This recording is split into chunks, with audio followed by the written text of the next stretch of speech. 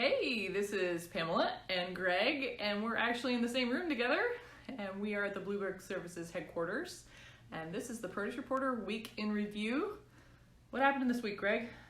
Well, I liked your coverage of Kroger's news this week. They had both some news in the food service realm of retail and then a quarterly report that had kind of a bombshell.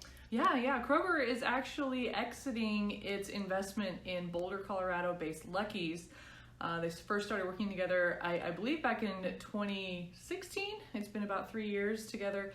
At the time, Lucky's had 17 stores. Now they have almost 40. A lot of people are wondering what's going on with Kroger and Lucky's and whether or not the small format will work for Kroger going forward. And then Kroger also announced that they're going to start working with a kind of a food trucky kind of sounding operation called Cluster Truck to establish a dark kitchen. And similar to what you wrote about not too long ago about dark stores, dark kitchens are somewhere that's not out on the retail floor, but it's actually something that is producing retail food service options and will be delivering to homes and businesses, I believe. So that's an interesting development from Kroger for sure. Yeah, and I think it has a real good chance of success considering that so many grocery stores are fulfilling awesome food service options and, basically having restaurants in their stores. Yeah, we're back here in Carroll Stream, Illinois, in the Chicagoland area, and we ate lunch at our favorite retail food service nearby at Angelo Caputo's. Yeah. I mean, it's fantastic food, so it just makes sense that a supermarket operator could be going into more of this food service business. Yeah, for sure.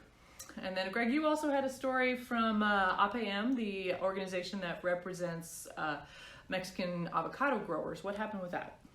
Well, the LA Times wrote a story Thanksgiving week that was very critical of the avocado industry, kind of implying that the drug cartels have a lot of influence over Mexican avocado producers.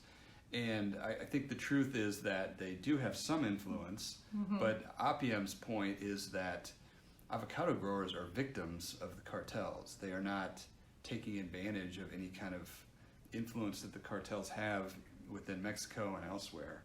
And they put out a statement, and I worked with them to get something out that they are comfortable with, saying basically that they're an important business that consumers have embraced, especially in the United States, and they're doing their best not to be controlled and influenced in any way by the drug cartels.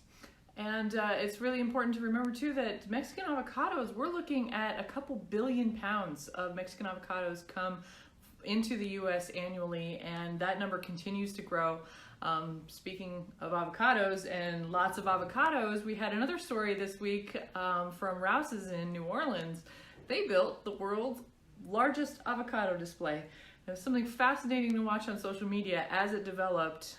They put together a display of 112,000 pounds, 112,000 avocados. And, somebody here in the office asked me about the timing of it. Shouldn't they do this before the Super Bowl when people are eating tons of avocados?